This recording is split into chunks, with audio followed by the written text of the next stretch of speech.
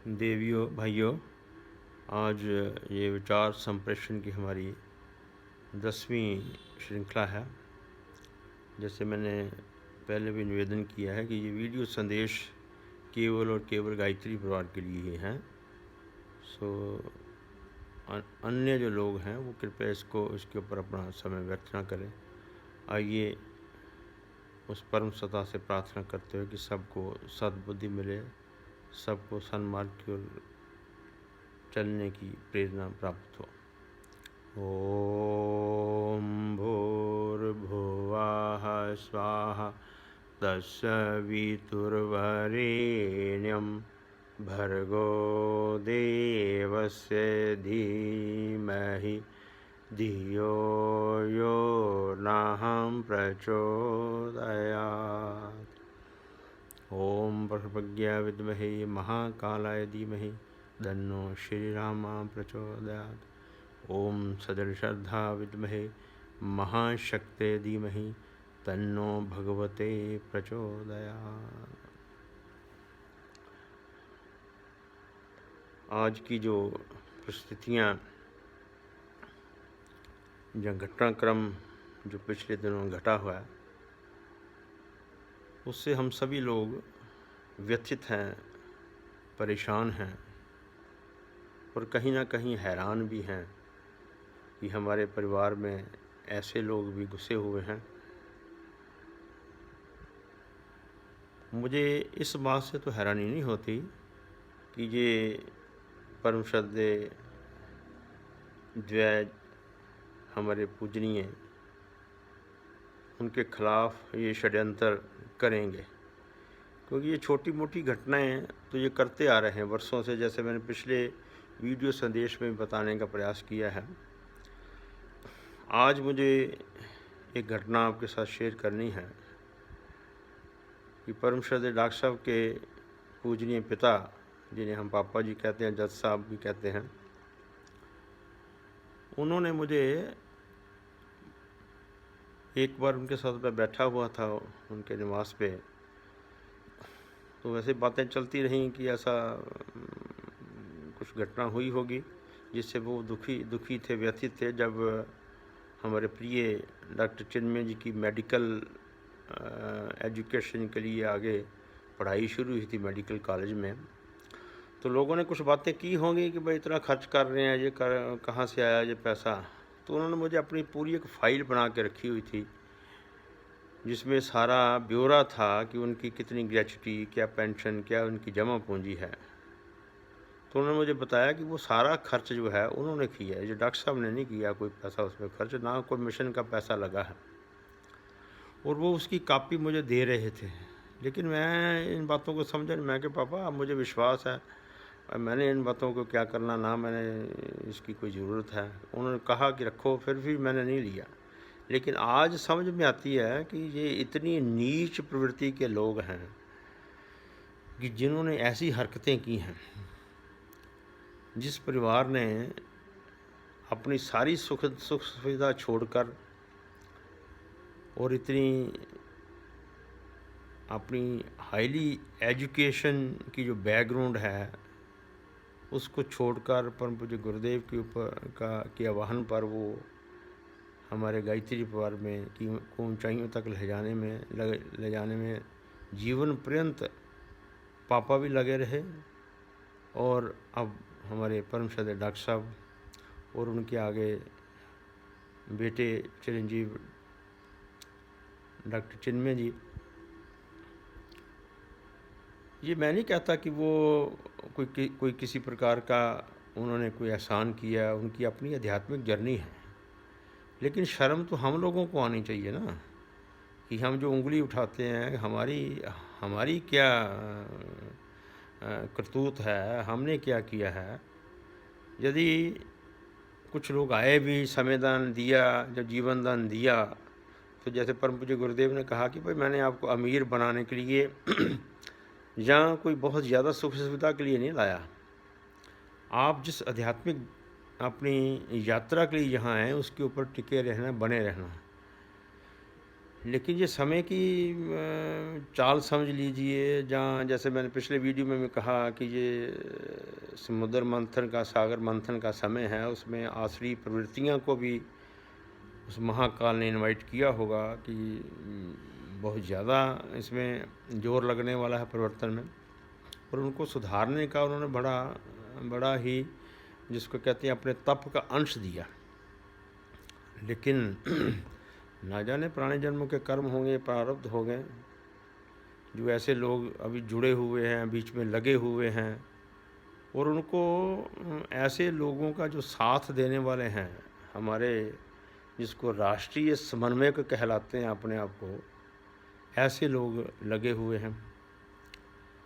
ऐसे समन्वयक जिनको मुझे कहीं किसी ने बताया था पहले, काफ़ी साल पुरानी बात है, क्योंकि मैं उसमें यूनिवर्सिटी में ये जो जिसने ये कंस्ट्रक्शन किया है, मैसेज OPB के कंस्ट्रक्शन कंपनी है, जिसको कि एक समझ लीजिए कि बाकी जगह से चॉइस मांगी थी, तो मैंने भी वो चॉइस दी थी, वो सिलेक्ट हुआ, क्योंकि उसने चंडीगढ़ में मेरे साथ एक बहुत बड़ा प्रोजेक्ट किया था। उन दोनों में मेरी कुछ रुचि रहती थी, मैं जाया आया करता था।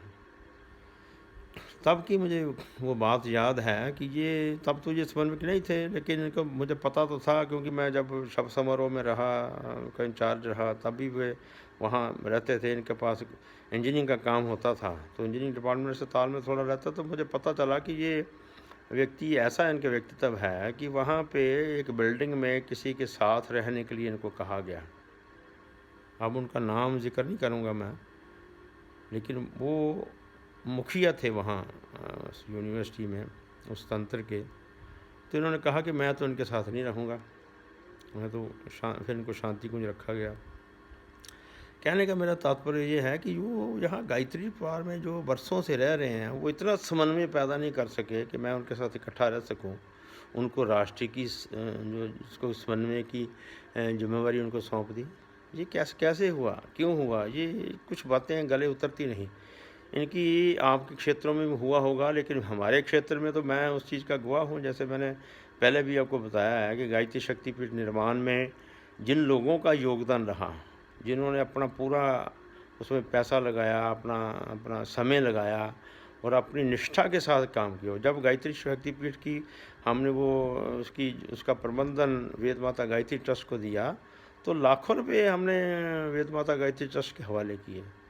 और आज जब इनके उसके बाद जिन लोगों को इन्होंने बैठाया, कहने को तो बैठाया कि वेद माता गायत्री ट्रस्ट को देना, लेकिन वही लोग जो परम श्रद्धेय डॉक्टर साहब के यहाँ चंडीगढ़ के विज़िट के दौरान कई तरह के पत्र लिखा करते थे, इनके वो सहयोगी थे, जिनकी तिकड़ी का मैंने पहले भी जिक्र किया है, उन्हीं लोगों को किसी न उनका, हालांकि वो चंडीगढ़ का उनका ट्रस्ट अपना है, पंचकूला का ट्रस्ट अपना है, लेकिन जो हमारे सहयोगी थे, जो गायत्री ट्रस्ट मोहाली के साथ जुड़े हुए थे, उनको हटाकर मतलब बैकडोर एंट्री करवा कर उनको वहाँ बैठा दिया। क्यों बैठा, ये भी एक नीयत उनकी दिखाती है।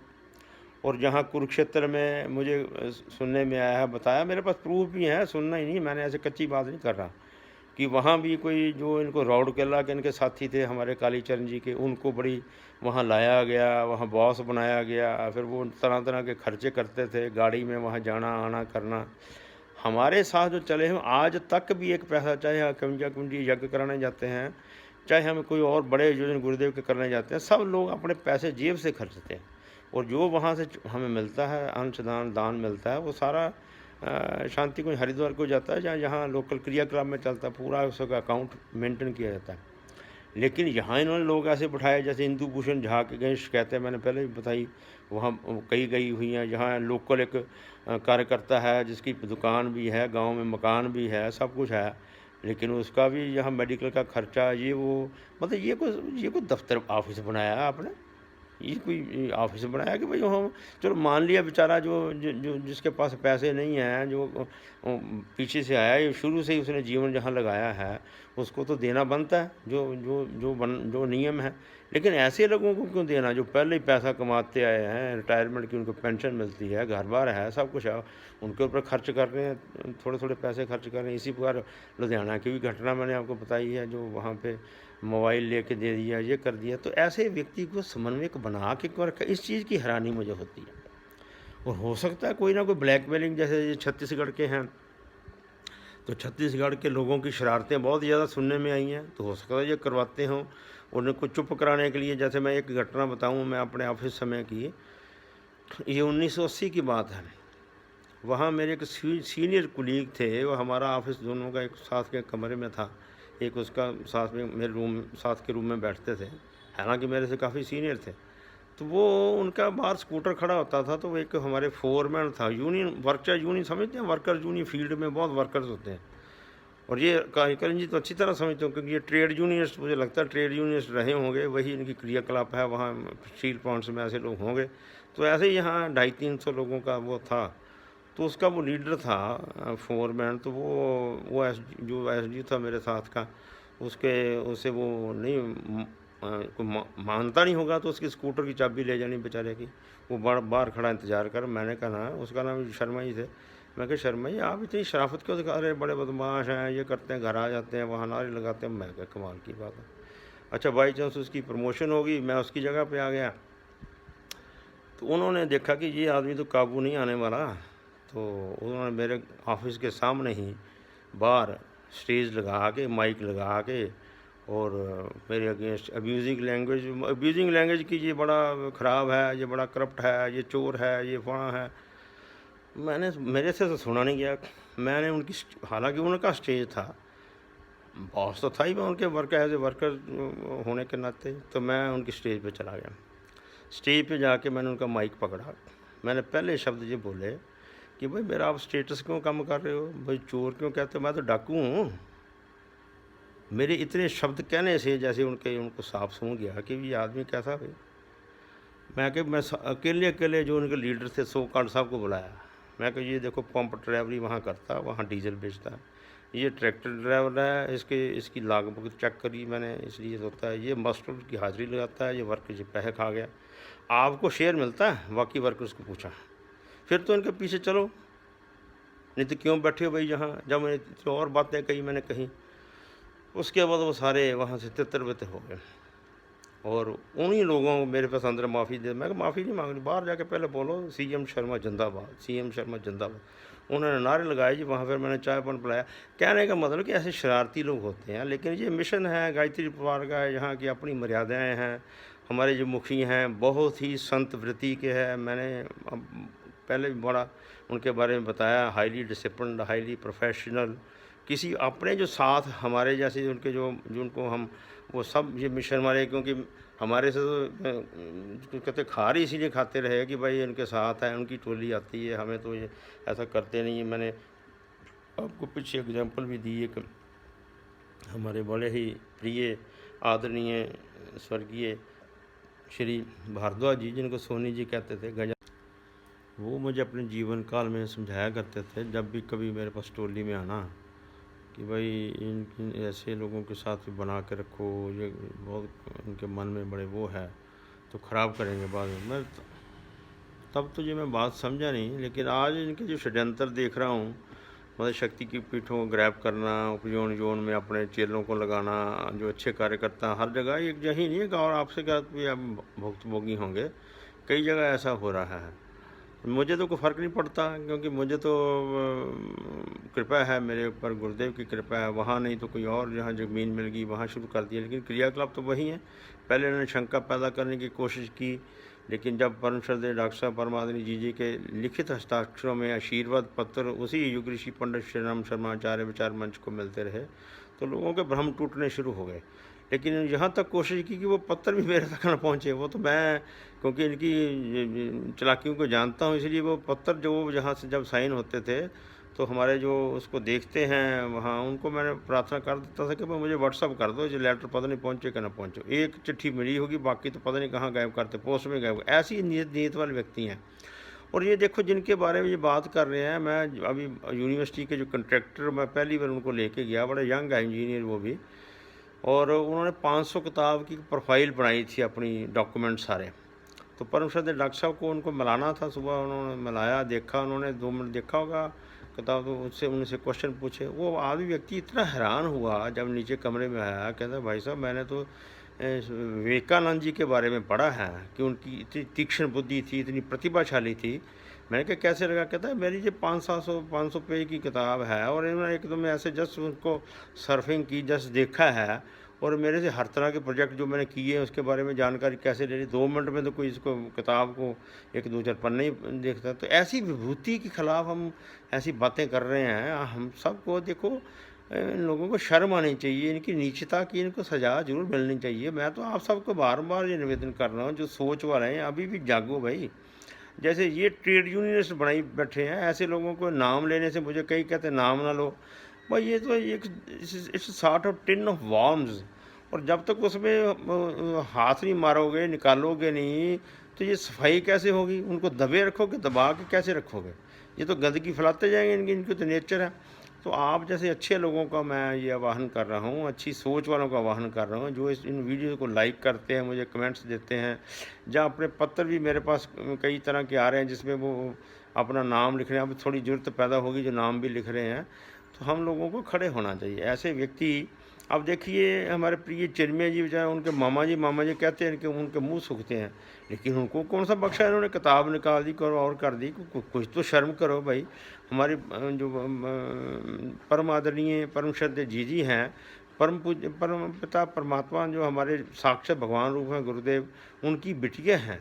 इतनी कोई शर्म नहीं, कोई लिहाज नहीं, ऐसे लोगों का सहयोग करते हैं ना। मुझे तो पता ही नहीं है, जो अभी मुझे फेसबुक की कोई ऋषि संसद बनी हुई है, कोई महाभारत की तैयारी बना अभी लोग मुझे भेज रहे हैं। मुझे तो इसकी जानकारी नहीं थी कि ये ऐसा गंदगी ये फैलाने लोग जा रहे हैं। तो मैं बारंबार आप सबका यही आह्वान करता हूँ कि आप लोग जो वहाँ शांति कुंज के स्थायी करके, तो चलो मान लिया उनकी कोई मर्यादित हैं, वो उनको रहना पड़ता है, बरसों से इकट्ठे रह रहे हैं, सोच रहे हैं। लेकिन हम जो क्षेत्रों में बैठे भैया, आप तो सोचो, आप तो देखो कि कम से कम ऐसे लोगों से बचाव करो मिशन का। ऐसे लोगों से उनको देखते रहो, जब घटना हो जाए फिर देखते रहो, फिर उसका इलाज करते रहो। पहले देखो कि व्यक्ति भाई आपके शक्तिपीठ में कैसा आया हुआ है, क्या क्या कर रहा है। कई तरह की घटनाएं हैं भाई, कई तरह की घटनाएं आप सबको जानकारी है। मेरा तो बारंबार आपसे यही निवेदन है कि आप, ये समय है पूरी तरह, we are just on the threshold of the changing era. अब समय क्या रह गया? थोड़े रह गया।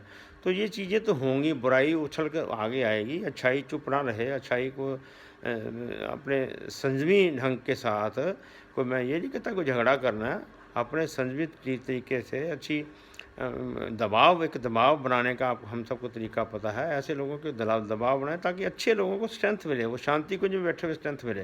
क्योंकि ये तो बरसों से जमावड़ा, जैसे मैं कई घटनाएं आपको पता, मेरे पास और भी कई हैं, मैं और आने वाले दिनों में वीडियो दूंगा जिसमें आपको कई प्रकार की ऐसी घटना बताऊंगा कि ये क्रम आज का नहीं चला हुआ, बहुत पुराना चला हुआ है। और अब इसको रोकने का प्रयास करें, ऐसे व्यक्तियों को चिन्हित करें, ऐसे लोगों को साइडलाइन करें, क्षेत्रों में करें, यहाँ बैठे जो वहाँ पे करें, और अच्छे लोगों को ताकि स्ट्रेंथ मिले, ताकि जो मैनेजमेंट में अच्छे लोग हैं उनको स्ट्रेंथ मिले, वो कुछ करने के काबिल हों। आप अपने फ़ोन के माध्यम से, पत्रों के माध्यम से, अपने वीडियो संदेश के माध्यम से उनका सहयोग करने के लिए तत्पर हों। इन्हीं शब्दों के साथ मैं अपनी वाणी को विराम देता हूँ। बहुत बहुत धन्यवाद। ओम शांति।